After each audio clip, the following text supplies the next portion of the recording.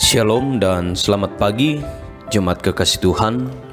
Kita boleh bersyukur bahwa di minggu Advent keempat dan juga dalam mempersiapkan diri merayakan Natal pada tanggal 25 Desember, kita boleh bersyukur Tuhan menopang kita dengan kesehatan dan kekuatan. Kita akan mengawali seluruh aktivitas kita dalam sepanjang hari ini. Namun sebelumnya mari kita bersekutu dengan Tuhan, mengawali segala sesuatunya dalam persekutuan dengan Tuhan melalui firman-Nya. Kita persiapkan hati dan pikiran kita untuk membaca firman kebenaran Allah. Kita berdoa. Kami boleh bersyukur atas hari baru di penghujung tahun 2020, minggu Advent keempat, dan juga dalam mempersiapkan diri masing-masing untuk merayakan Natal baik di gedung gereja maupun di rumah kami masing-masing. Tuhan, kami akan mengawali seluruh kegiatan kami dalam sepanjang hari ini dengan bersekutu melalui firman kebenaran Tuhan. Ya Roh Kudus, mampukan kami untuk memahami, mengerti firman-Mu, dan hikmat daripadamu akan memampukan kami untuk melakukannya. Bersabdalah Tuhan, karena kami telah siap untuk mendengarkan. Di dalam nama Tuhan Yesus kami berdoa. Amin. Dalam edisi Senin 21 Desember 2020, bacaan kita pada saat ini melalui renungan harian dan doa bersama terdapat dalam pertama Samuel pasal 1 ayat 1 sampai 20. Firman Tuhan berkata, lahirnya Samuel. Ada seorang laki-laki dari Ramataim, Sofim, dari pegunungan Efraim, namanya Elkana bin Yeroham, bin Elihu bin Tohu bin Suf, seorang Efraim. Orang ini mempunyai dua istri, yang seorang bernama Hana dan yang lain bernama Penina. Penina mempunyai anak, tetapi Hana tidak. Orang itu dari tahun ke tahun pergi meninggalkan kotanya untuk sujud menyembah dan mempersembahkan korban kepada Tuhan semesta alam di Silo. Di sana ia menjadi imam Tuhan, ialah kedua anak Eli, Hofni dan Pinehas. Pada hari Elkana mempersembahkan korban, diberikannya kepada Penina istrinya dan kepada semua anaknya yang laki-laki dan perempuan masing-masing sebagian.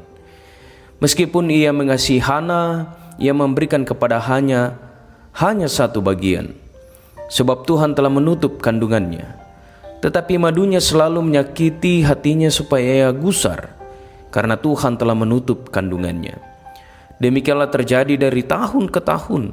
Setiap kali Hana pergi ke rumah Tuhan, Penina menyakiti hati Hana sehingga ia menangis dan tidak mau makan.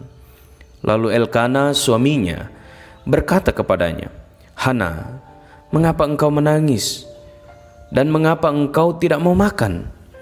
Mengapa hatimu sedih? Bukankah aku lebih berharga bagimu daripada 10 anak laki-laki? Pada suatu kali setelah mereka habis makan dan minum di Silo, berdirilah Hana. Sedang Imam Eli duduk di kursi dekat tiang pintu bait suci Tuhan. Dan dengan hati pedih ia berdoa kepada Tuhan sambil menangis terseduh-seduh.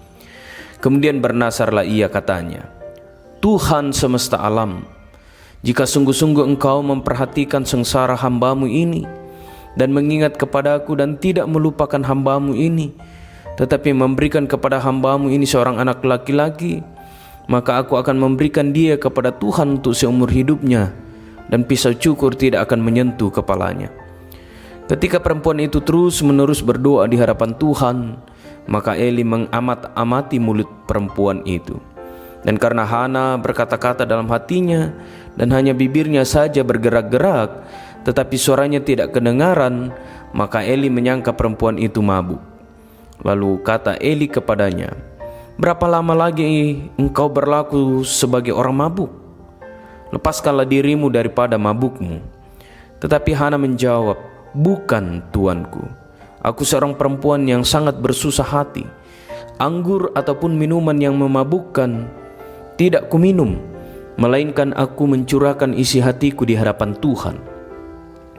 Janganlah anggap hambamu ini seorang perempuan dursila, Sebab karena besarnya cemas dan sakit hati aku berbicara demikian lama.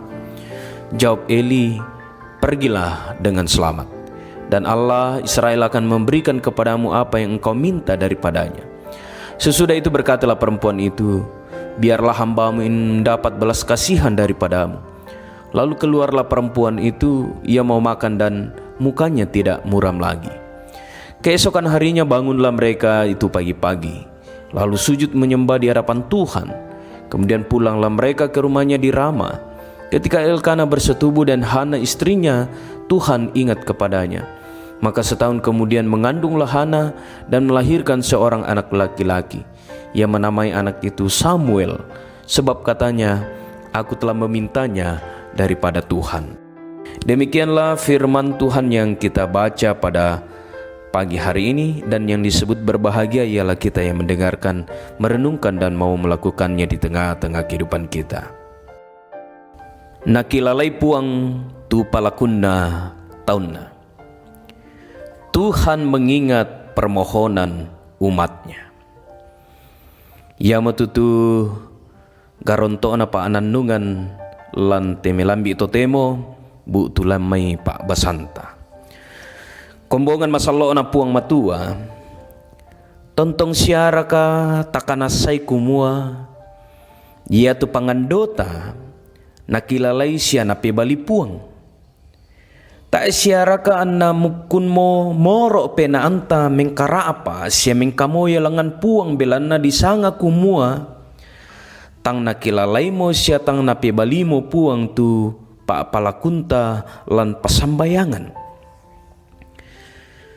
Pak basanta unnu lelean kamagasan unrampoy misa indo iya mo Tuhana.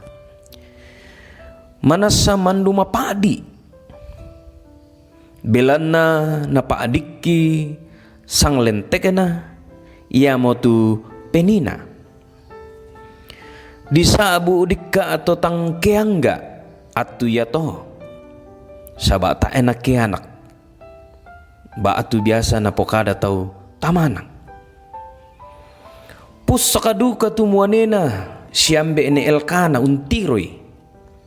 Nakuami apa rausay penaammu. Maapa rimu tumangi siyatang kumande. Siulo tu napakaboro upong matua. Lan aagan niyate.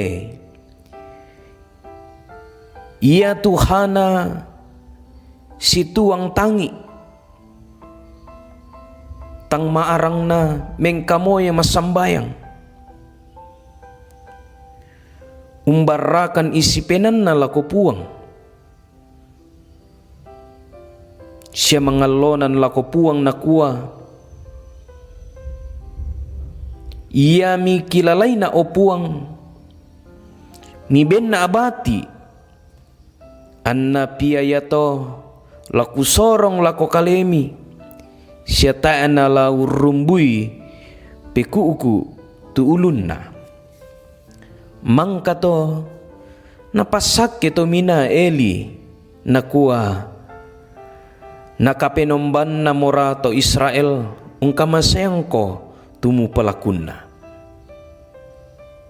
kamasusan na indo Hana napopembalik puang mendadi kaparanuan siya kamauparan bilan na nakamasay puang misa apiamuan itu nasangay Samuel siulo tu napakaboro puang matua yekela di pemarangaranga itu katuanta sitongan natang diupu urreken itu pebalin na siya pa kamasena puang lan katuanta kiallo taparesa mo kaleta manasa susi riki raka indo hanam sambayang tang pakulay siya mo raka umbuay tu pangalonan siya pa dan dinta lako olo na puang nakuha puang nga Yesu iya ke umpalaku ko mi apalako kaleku na tete Dios sangangku laku paden Ya moto lako siulu mintu solanasang la tontong komi ungti lalai mipalan pena kumwayatu pasambayangan tamintu solanasang narangi puang matua siya nang lanape bali puang matua siya lana pak ben puang matua tuta paraluinda situru pak porean na puang matua dadi da ami kaaturan nu unlolangi siya ulingkai te agan katuan belan na liu kaboro siya sumpu mamase tu puang matua puang pena masallo tontong urinding palaki kiallo siya kebongi. Amin. Bapak, Ibu, dan saudara-saudara, mari berdoa untuk mengakhiri kebersamaan kita melalui persekutuan, renungan harian, dan doa bersama di pagi hari ini. Kita berdoa. Kami bersyukur ya Tuhan bahwa Tuhan telah mengantar kami untuk memasuki minggu Advent keempat dan juga masa-masa di mana kami menikmati sukacita Natal. Sebab Tuhan kami Yesus Kristus telah lahir karena kasih dan untuk kasih terhadap semua umat manusia, sehingga manusia yang berdosa ditebus dan juga akan peroleh anugerah keselamatan. Kami boleh bersyukur atas firman kebenaran Tuhan pada saat ini, yang telah mengajarkan kepada kami bahwa tidak ada yang mustahil di hadapan Tuhan ketika kami yakin dan percaya. Ajar kami meneladani iman seorang Hana yang tidak pernah berputus pengharapan, tetapi dia datang di hadapan Tuhan menyerahkan seluruh pergumulan dan pengharapannya.